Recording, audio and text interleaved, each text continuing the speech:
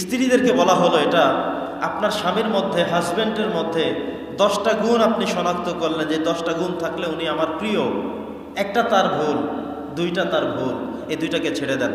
আপনি 100% পাবেন না, সবগুলো পাবেন না, সব প্রুভ হবে কোনো মানুষ দিয়ে, এটা হতে পারে না।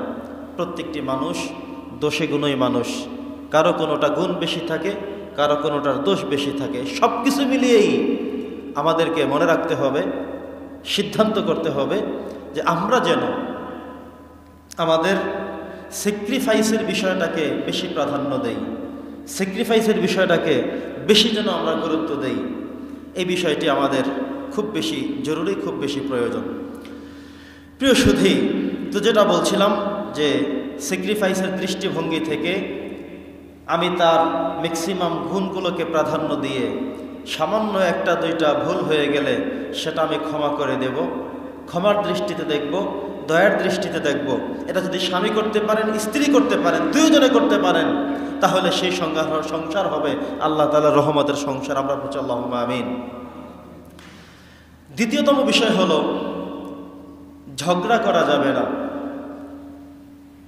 দুজনের মধ্যেই পারিবারিক জীবনে এসে, সাংসারিক জীবনে এসে, দাম্পত্য জীবনে এসে এমন হবে একটা বিষয়ে আপনার মনের বিরুদ্ধে হয়ে গেল, স্ত্রীর বিরুদ্ধে হয়ে গেল স্বামীর কাজ, স্বামীর বিরুদ্ধে হয়ে গেল স্ত্রীর কাজ।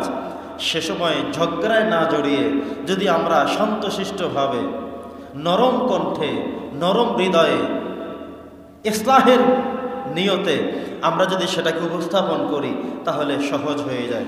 কিন্তু আমরা এমন ওত পেতে বসে থাকি, আমরা স্বামীরা কখনো কখনো এমন হয় যাদের মেজাজ খারাপ, দোষ ধরার জন্য বসে থাকি, কখন একটা দোষ পাওয়া যাবে অমনি ধরে ঝগড়া শুরু। স্ত্রীরা বসে থাকে, স্বামীর কখন দোষ পাওয়া যাবে সেই দোষ নিয়ে ধরবে। এভাবে কিছু মানুষ থাকে ন্যাচারালি, প্রাকৃতিকগতভাবে, বংশীয়গতভাবে, জন্মগতভাবে, ব্যক্তিগতভাবে কিছু আক্রোশ থাকে। যদি এমন হয় তাহলে সেই সংসারকে আপনি শান্তির সংসার বানাতে পারবেন না, সেই সংসারকে আপনি উত্তম সংসার হিসেবে পরিগণিত করতে পারবেন না। এজন্য আমাদেরকে ঝগড়া, বিবাদ এগুলো এড়িয়ে চলতে হবে। একটা গল্প থেকে একটা জিনিস শোনা। একজন স্ত্রী খুব রাগী মানুষ, স্বামীর সাথে খুব বেশি ঝগড়া করেন। তো এমন একজন স্ত্রী স্বামী বাড়িতে আসলেই যে কোনো একটা বিষয় নিয়ে তিনি ঝগড়া বাজিয়ে দেন। তো একদিন বেচারা স্বামী মানুষ রাত্রে বাড়িতে আসলেন, উনি দরজার সামনে এসেই বলে ফেললেন যে উনি যে ঝগড়া করেন সেই বিষয়টি সরাসরি না বলে তিনি ঘুরিয়ে বললেন যে শুরু করার আগে দরজাটা খুলে দাও। কথা বোঝেন নাই? শুরু করার আগে দরজাটা খুলে দাও। স্ত্রী দরজা খুলে দিলেন, তিনি ঘরে প্রবেশ করলেন। তিনি এবার ঘরে প্রবেশ করেই বললেন, শুরু করার আগে আমাকে খাবার দিয়ে দাও, আমাকে খাবার দিয়ে দাও। স্ত্রী বেচারে খুব দ্রুত খাবার দিয়ে ফেললেন। স্বামী বেচারা তৃতীয়বার বললেন, শুরু করার আগে ফ্যানটা ছেড়ে দাও। স্ত্রী তো ফ্যান ছাড়লেন, সাথে শুরুই করে দিলেন। চিল্লি চেঁচামেচি যে তুমি এমন কেন, খালি শুরু করার আগে ফ্যান ছাড়বো, শুরু করার আগে ভাত দেব, শুরু করার আগে দরজা করবো, সেই শুরুটা কি? স্বামী বেচারা বললেন, এই তো শুরু হয়ে গেল, এই তো শুরু হয়ে গেল। তার মানে হলো আমাদের কিছু ব্যক্তিগতভাবে কিছু পুরুষ মানুষ এমন থাকেন, বাজারে কোনো ঝামেলা হলে বাড়ি থেকে স্ত্রীর সাথে সেটা নিয়ে ঝগড়া, সন্তান কোনো অপরাধ করলে, দোষ করলে স্ত্রীর সাথে ঝগড়া।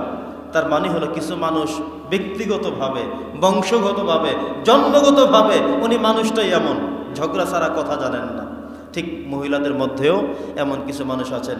শরীয়ত থেকে আমরা যেটা পাই, কারো মধ্যে কোনো দোষ ত্রুটি থাকতেই পারে, হতেই পারে, এটাকে স্বাভাবিকভাবে নর্মালি যদি দেখা হয় তাহলে আল্লাহ তাআলার পক্ষ থেকে শান্তি এবং রহমত বর্ষিত হবে।